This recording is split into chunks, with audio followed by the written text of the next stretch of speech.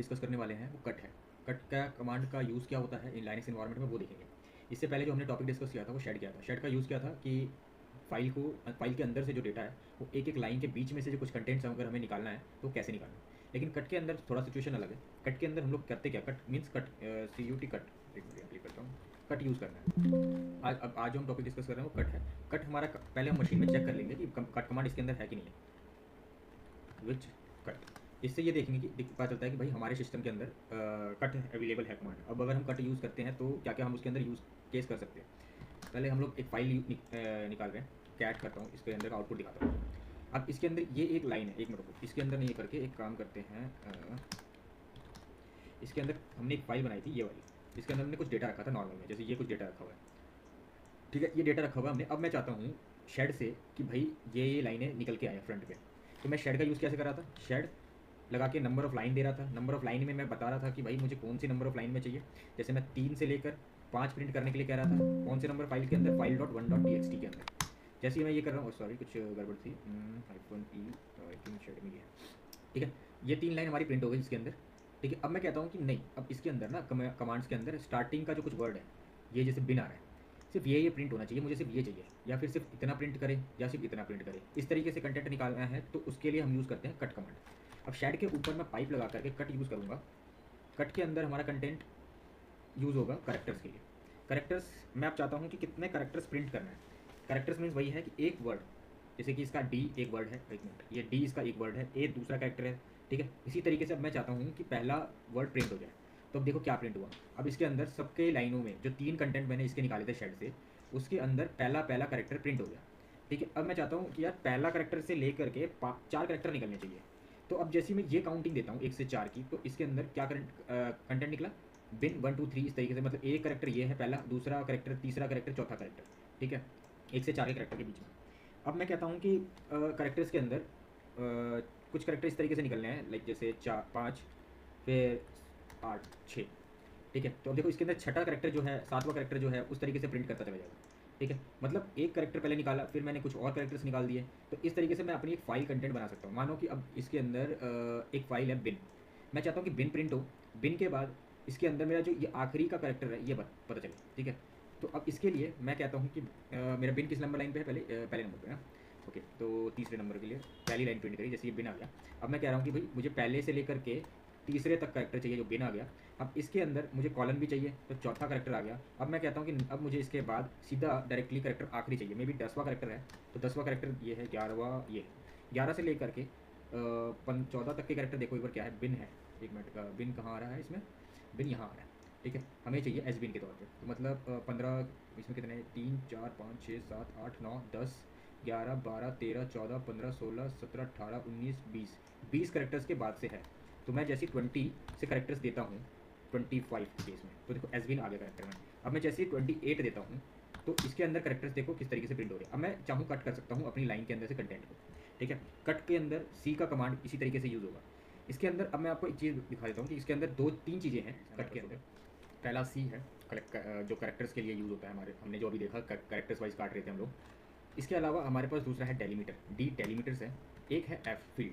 अब ये 3 चीज़ कहाँ कहाँ किस तरीके से यूज़ होती है उस बारे में डिस्कस करते हैं।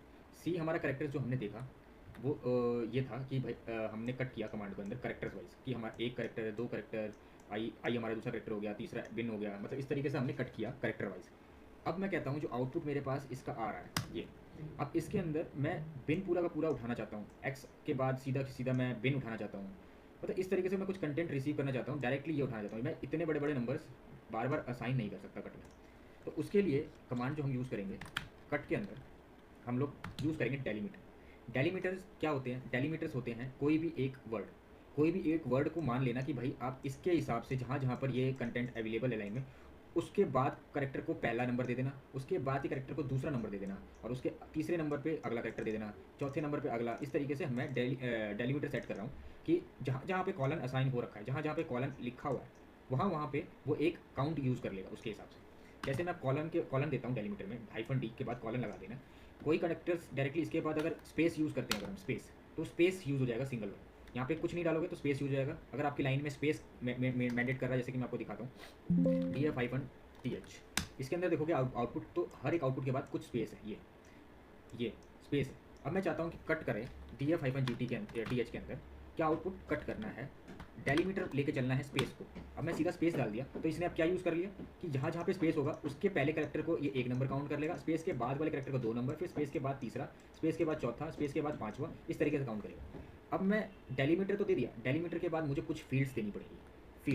फील्ड्स क्या है?